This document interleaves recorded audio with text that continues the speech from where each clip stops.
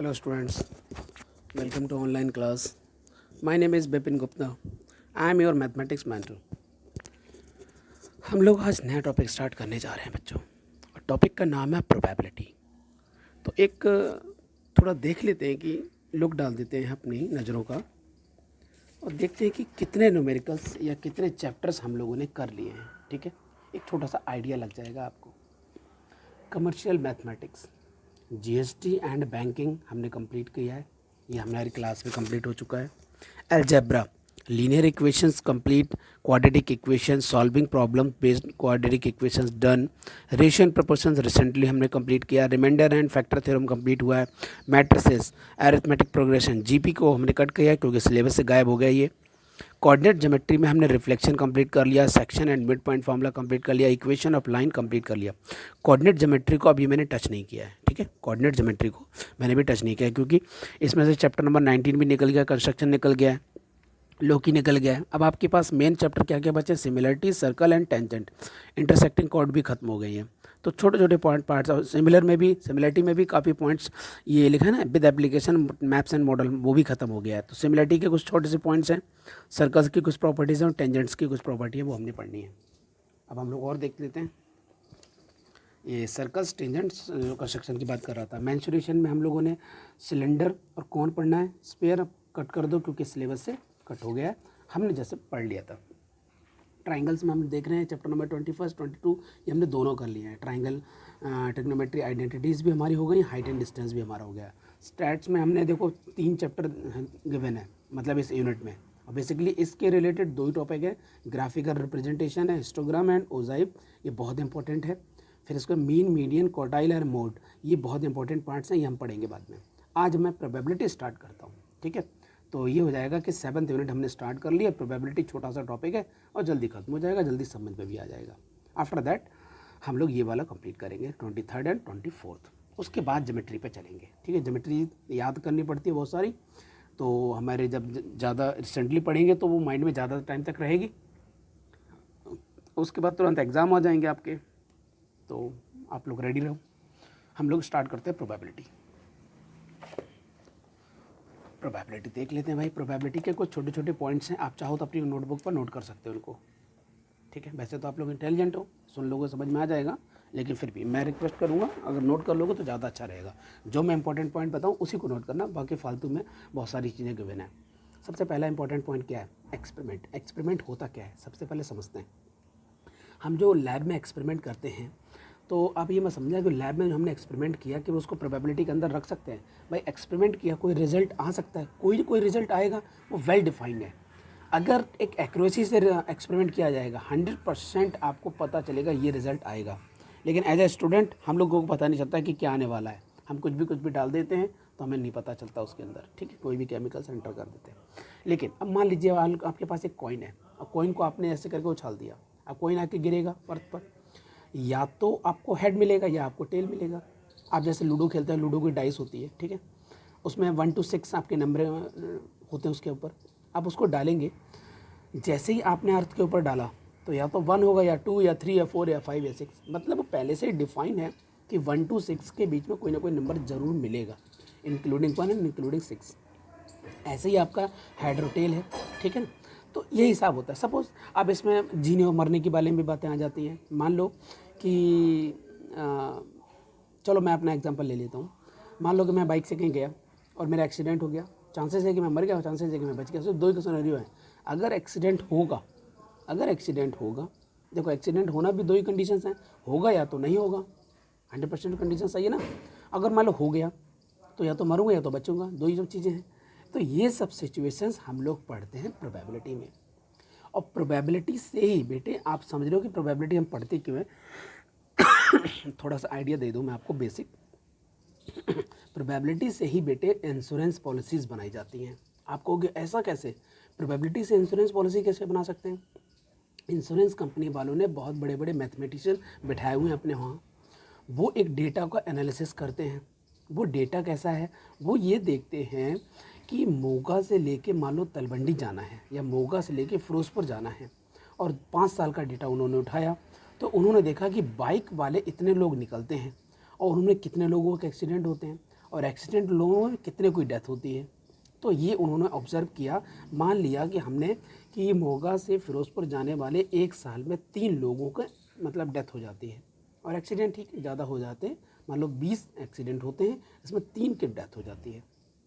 एक साल की बात कर ले या 5 साल की बात कर लेते हैं, 5 साल की मान लेते हैं, तो 5 साल में 3 की डेथ हो रही है। तो अब इंश्योरेंस पॉलिसी कहती है कि मोगा से लेके फ़िरोज़पुर तक जो जाएगा बाइक से अपना इंश्योरेंस करवा सकता है मुझसे। और मान लिया कि 10,000 लोग 5 साल में गुजरते हैं वहाँ से, 10,000 लोग, ठीक है।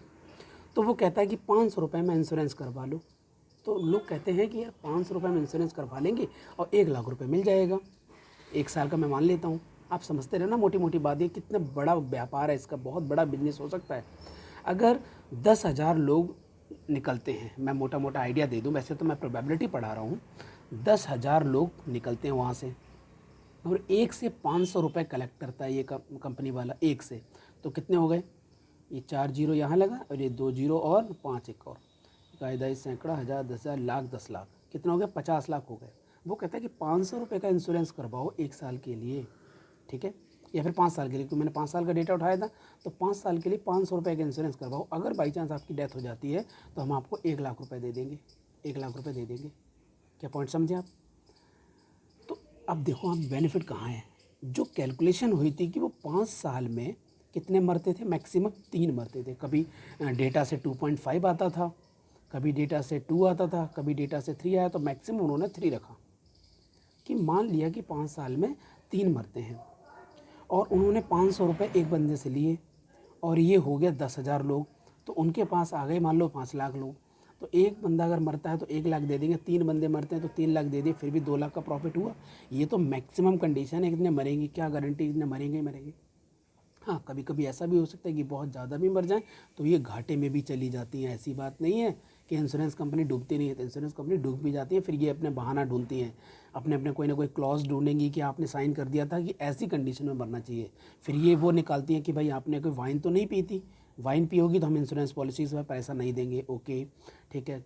और बाइकर्स की बात हो रही है तो बाइक पूरी पेपर हैं कि नहीं है, अगर पूरे पेपर नहीं है आपके पास, जो भी पेपर होने चाहिए, आरसी वगैरह जो भी होने, इंश्योरेंस नहीं है, तो भी पैसे नहीं देते, ये बहाने मारते हैं फिर ये, ठीक है ना।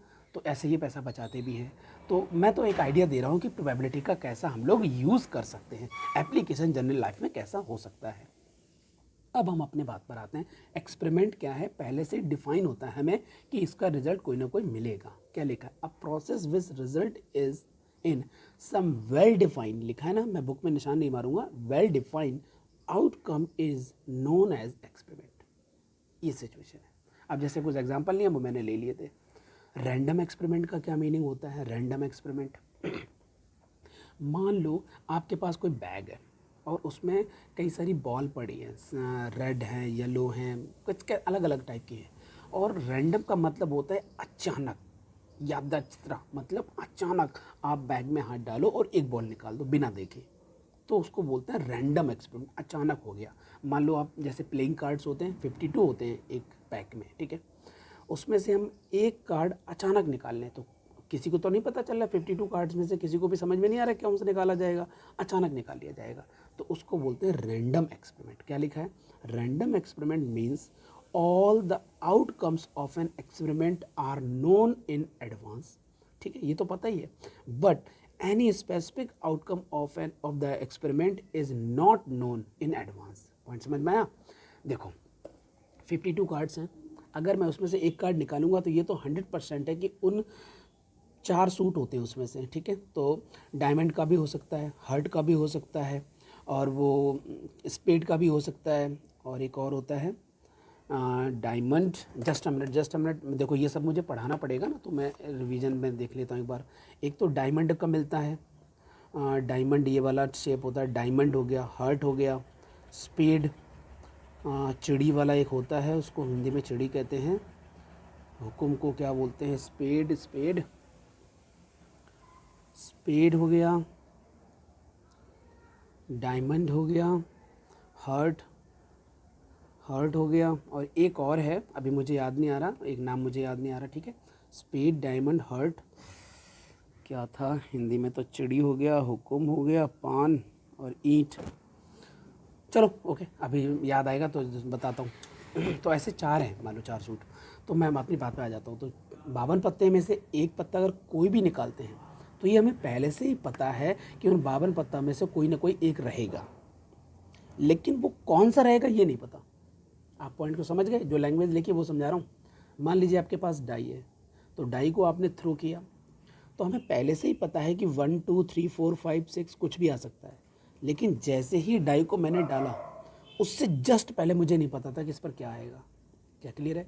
हमें ये पहले से पता है कि 1 2 6 में से कोई भी आएगा, लेकिन जो एक्सपेरिमेंट कर रहे हैं उस एक्सपेरिमेंट में क्या आएगा वो नहीं पता होता है। ठीक है, तो इसको बोलते हैं रैंडम एक्सपेरिमेंट। अब होता है सैंपल स्पेस, एक नया वर्ड है हमारे पास, सैंपल स्पेस। सैंपल स्पेस में क्या होता है? All possible outcomes. बस ये समझ लो, सैंपल स्पेस क्या है? All possible outcomes. अगर मैं आपसे बोलता हूँ कि आपके पास प्लेइंग कार्ड्स हैं, तो एक कार्ड निकालूंगा तो सैंपल स्पेस कितने? 52, क्योंकि 52 में से कुछ भी आ सकता है। मान लो आपके पास एक कॉइन है, कॉइन को उछाल सकते हैं, हेड होगा या तो टेल होगा। ऐसा तो नहीं है कि कॉइन बिल्कुल ऐसा हो जाएगा अर्थ के ऊपर, ऐसा तो नहीं होता कभी, हमेशा ऐसा ही होगा, या तो चित होगा या तो पट होगा, या तो हेड होगा या तो टेल होगा। ओके, तो मतलब सैंपल स्पेस कितने हो सकते हैं? 2। आपके पास एक डाई है, डाई को आपने थ्रो किया तो सैंपल स्पेस कितने हो सकते हैं? 6। आई होप आपको आइडिया लग गया है कि सैंपल स्पेस क्या हो सकते हैं, रैंडम एक्सपेरिमेंट क्या है और एक्सपेरिमेंट क्या है। हम आगे चलते हैं। सैंपल स्पेस को जनरली हम लोग ऐसे रिप्रेजेंट करते हैं, ये याद रखना। रैंडम एक्सपेरिमेंट ई होता है, वो हम बाद में बात करते रहेंगे। अब यहाँ पर एक और हेडिंग है, इक्वली लाइकली आउटकम्स। इसमें क्या होता है? इक्वली लाइकली आउटकम्स क्या होते हैं? मान लो आपके पास एक डाई है, डाई को आप थ्रो करोगे तो 1 2 3 4 5 6 इसमें से कोई भी एक चीज़ आ सकती है। ऐसा तो नहीं है कि वो महाभारत में जो शकुनी था, शकुनी के पास जो डाई थी वो हो सकता है कि चीटिंग वाली डाई हो, वो जो चाहता हो वही आए। क्या पॉइंट समझ रहे हो मैं कहना क्या चाह रहा हूँ? मतलब जो भी रिजल्ट हो सारे का सारा फेयर हो, जो भी आ सकता हो सारा का सारा फेयर हो, जितने भी आ सकते हैं सबके आने के चांसेस बराबर बराबर हों। मान लो आपके पास एक कॉइन है जिसमें हेड और टेल आ सकता है, तो टेल आने के चांसेस 50% और हेड आने के चांसेस भी 50% है, तो दोनों के इक्वली हो गए। ऐसा तो नहीं है कि टेल 75% पर आएगा और हेड 25% चांसेस पर आएगा, ऐसा तो नहीं है। तो इक्वली लाइकली का मतलब है सभी के लिए जो आउटकम्स होंगे वो इक्वल वेटेज रखते हैं, कुछ भी आ सकता है। ऐसे हम लोग क्या कहते हैं? इक्वल। अब आप पढ़ना चाहो पढ़ लो। It is known in advance that the coin will land with its head or tail up। ये तो सच है, हमें पता है ना। अगला देखो, एक और एग्जांपल देख लेते हैं। It is reasonably assumed that each outcome, a head or a tail, is as likely to occur as the other। मतलब बराबर बराबर वेटेज रहेगा। इन अदर वर्ड्स, दूसरी लैंग्वेज में भी है, we say that there are equal chances. मैंने क्या बोला था? Equal weightage, equal chances for the coin to land with its head और टेल अप। अभी समझ में आ गया होगा इक्वली लाइकली का मीनिंग क्या है।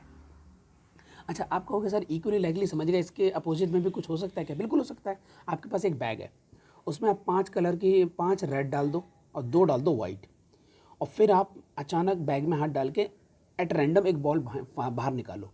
क्या इस बार चांसेस हैं कि दोनों के चांस रेड और वाइट के 50-50% है? नहीं, क्योंकि रेड की 5 हैं, वाइट की 2 हैं, तो रेड के चांसेस ज़्यादा हैं, तो वहाँ इक्वली लाइकली नहीं होगा, वहाँ नॉट इक्वली लाइकली आउटकम्स होंगे। क्या अभी क्लियर हो गया? 5 रेड 2 वाइट में से अचानक एक बॉल निकाली जाएगी तो रेड के चांसेस ज़्यादा हैं वाइट के कंपैरिजन में। लेकिन अगर मैं कॉइन को उछालता हूँ तो हेड और टेल के बराबर बराबर चांस हैं। मान लो 5 रेड 5 वाइट हैं, अब वो इक्वली लाइकली हो गए, क्योंकि हेड वाइट भी आ सकता है, रेड भी आ सकता है। ऐसे तो तब भी आ सकते थे, लेकिन वहाँ पे चांसेस ज़्यादा बढ़ गए थे रेड के। तो आई होप ये आइडिया लग गया होगा आपको। ठीक है, ओके। अब हम आते हैं इवेंट पर। अब इवेंट क्या होता है? An outcome of a random experiment is called an event. जो हमने रैंडम एक्सपेरिमेंट करते हैं ना, वही हमारा इवेंट कहलाता है, ये बात समझना। In other word, an event is some things that happens. जो एग्जैक्टली घटना घटेगी, जो एग्जैक्टली होगा, वही इवेंट है। भाई आपके पास एक कॉइन है, आप उसमें उछाल सकते हैं, हेड और टेल आ सकता है। हेड और टेल दोनों सैंपल स्पेस हैं, मैक्सिमम आउटकम्स कहलाते हैं। जब हम कोई इवेंट करेंगे, मान लो मैंने कॉइन को उछाला और टेल आया, तो वो टेल आना एक इवेंट है, सही है। आप देखो एक एग्जांपल और भी है इसमें। In the same way, if a card is drawn from the well shuffled pack of 52 playing cards, any one of them can be outcomes. Outcomes तो मतलब समझ में आ गया, 52 आउटकम्स हो सकते हैं। So there are 52 events of the random experiment of drawing a card from a pack of 52 playing cards. तो 52 में से 52 में से कोई भी एक इवेंट हो सकता है अगर मैं एक कार्ड निकालूंगा। आई होप आपको आइडिया लग गया होगा। अब हम बात करते हैं प्रोबेबिलिटी की, कैसे मेजर करनी है प्रोबेबिलिटी। तो probability of any event, event को मैंने ई से रिप्रेजेंट किया है। प्रोबेबिलिटी ऑफ इवेंट क्या होगी, number of event favourable to E, मतलब मैं बोलूँगा favourable outcome over all possible outcomes. Number of favourable outcome over number of possible outcomes, ये आपकी प्रोबेबिलिटी का फॉर्मूला है। मान लेते हैं कि आपने, मैं एग्जांपल सेट कर रहा हूँ, यहाँ पे लिखा है वो मुझे याद भी आ गया, मैं एग्जांपल सेट कर देता हूँ। तो प्रोबेबिलिटी ऑफ इवेंट आपने फाइंड करनी है, तो क्या लिखेंगे, number of event divided by number of outcomes, number of sample space. Outcomes मतलब सैंपल स्पेस मैक्सिमम। ये आपके पास फॉर्मूला है, इस फॉर्मूले को आप नोट कर लो कॉपी पर, ये इंपॉर्टेंट चीज़ हो गई है। मान लेते हैं कि सैंपल स्पेस, एक डाई का एग्जांपल ले रहे हैं, ठीक है, एक डाई का एग्जांपल ले रहे हैं। मान लें सैंपल स्पेस आपके 1 से लेके 2, 3, 4, 5, 6 कुछ भी आ सकते हैं, और एक ऐसा इवेंट बनाते हैं, इवेंट ई एक ऐसा बनाते हैं जिसमें मैं बताऊंगा कि सिर्फ इवन नंबर आए, ऐसा इवेंट है ये, मैं अपनी मर्जी से डिसाइड कर रहा हूँ। मान लो ऑड नंबर आए, तो ऑड नंबर क्या हो सकता है, 1 हो सकता है, 3 हो सकता है, 5 हो सकता है। तो अगर आप सैंपल स्पेस देखोगे तो कितने एलिमेंट्स हैं, 6। तो नंबर ऑफ सैंपल स्पेस कितने हो जाएंगे, यहाँ नहीं लिखूंगा मैं, नीचे लिखूंगा, इवेंट हो गए 3। तो नंबर ऑफ सैंपल स्पेस, जो सैंपल स्पेस के इस ब्रैकेट में इवेंट्स होते हैं वही आप लिखोगे डायरेक्ट 6। इनको काउंट कर रहे हैं, 1, 2, 3, 4, 5, 6, ये टोटल 6 है, ये हो गया। नंबर ऑफ इवेंट कितने हैं, 3 है इस टाइम। तो अब आपकी प्रोबेबिलिटी क्या होगी, probability of any event, formula क्या है, number of event over number of sample space. तो नंबर ऑफ इवेंट क्या है, 3, नंबर ऑफ सैंपल स्पेस कितना है, 6। तो प्रोबेबिलिटी ऑफ एनी इवेंट कितना हुआ, 1/2।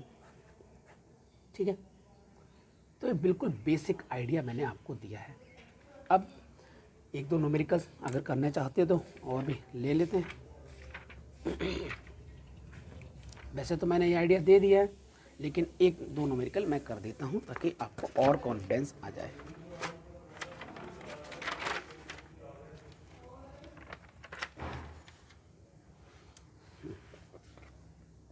वैसे तो हो सकता है बुक में नज़र ना आए क्योंकि छोटा लिखा होता है।